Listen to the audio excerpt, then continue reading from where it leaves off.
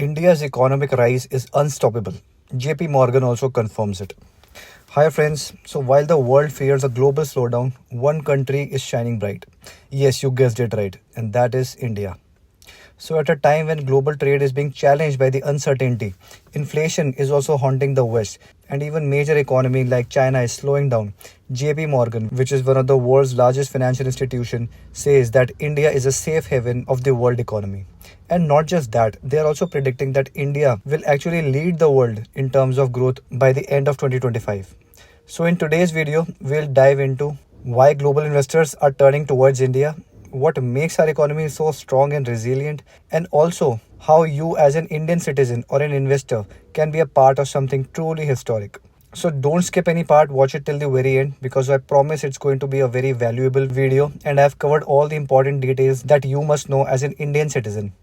So in short, you will learn a lot from this video. Also, if you are new to my channel, please subscribe and hit the bell icon. I make global affairs videos so you can understand complex events in a very simple and structured manner. So let's get started.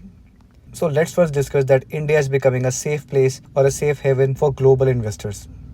Now, JP Morgan says India is a stable country for investors, even when the world is full of risks. So, many countries right now are struggling. China's economy is slowing down, Europe has high inflation, and the US is also facing uncertain times, and there's also a risk of recession due to the recent tariff wars with China, Canada, Russia, etc. But what about India? Well, it's actually handling things quite well. Our economy is moving forward steadily, and that makes big global investors feel safe putting and investing their money over here. So, inflation is coming down, banks have enough money, and the government isn't borrowing too much. So, this means that prices aren't rising too fast.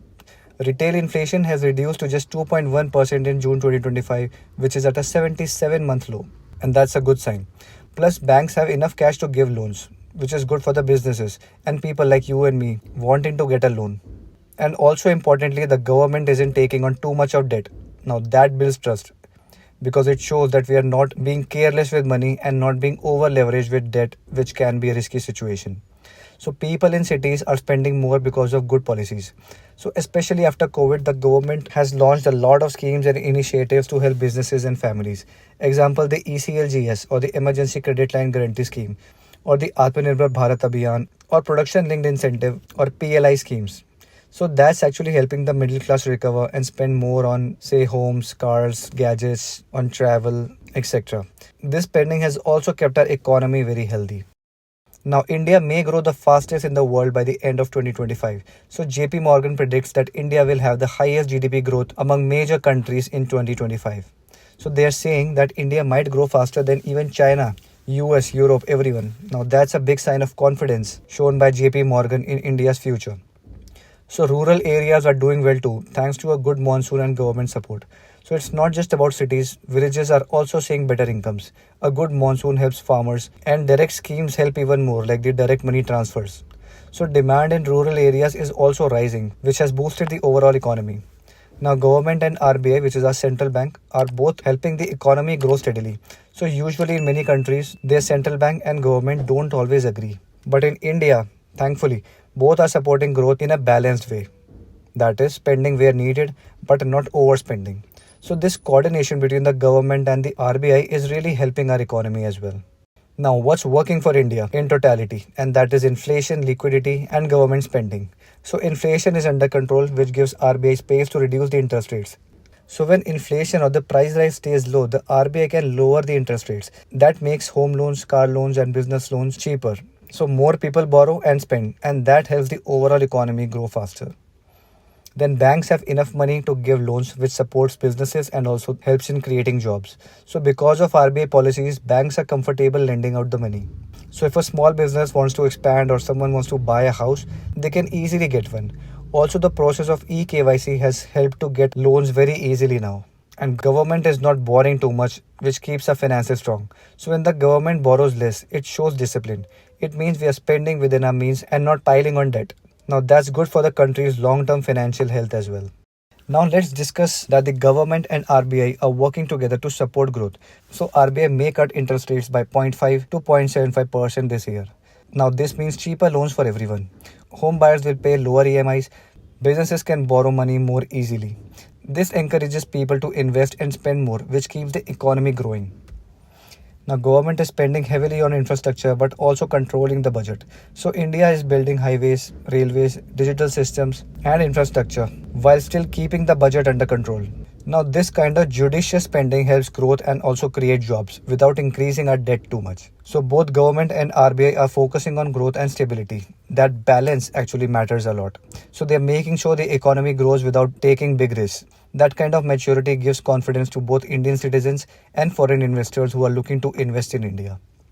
Now let's discuss India's smart trade strategy, which is also helping the economy. So India doesn't depend too much on the US or China, and that helps in global trade wars.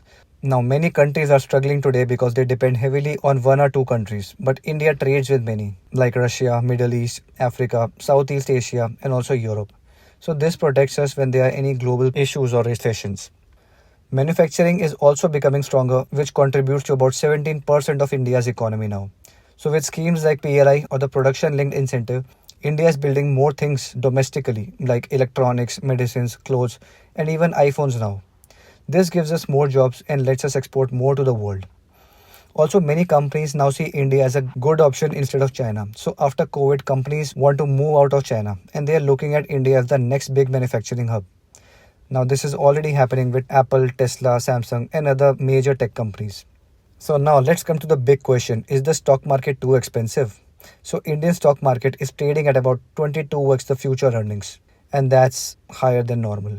Now, here's a word of caution. This means that the stock prices are at a bit expensive right now. So, if you're investing, be a bit cautious. Don't just jump in expecting big returns because you can feel disappointed. Also, companies' profits didn't grow as much as expected. That is only about 10% instead of the expected 17%. So many companies couldn't deliver the high profits that they had expected or they had hoped for. That's partly because of higher costs, global slowdown, or less demand in some areas like the IT and telecom. But on a positive note, good policies and rate cuts could help profits bounce back very soon. So if interest rates fall and inflation stays low, profits could rise up again. So if you're a long-term investor, there's still a good chance for your money to grow. Now here's a question for you, and let's see if you can get this right. So the question is, which of these sectors is not directly supported under India's production linked incentive or the PLI scheme? Is it A, electronics manufacturing, option B, pharmaceuticals, option C, real estate, or option D, automobile components? So you can pause this video, take a few seconds and type your answers in the comment section below, and I'll reply with the correct answer with my justification and explanation.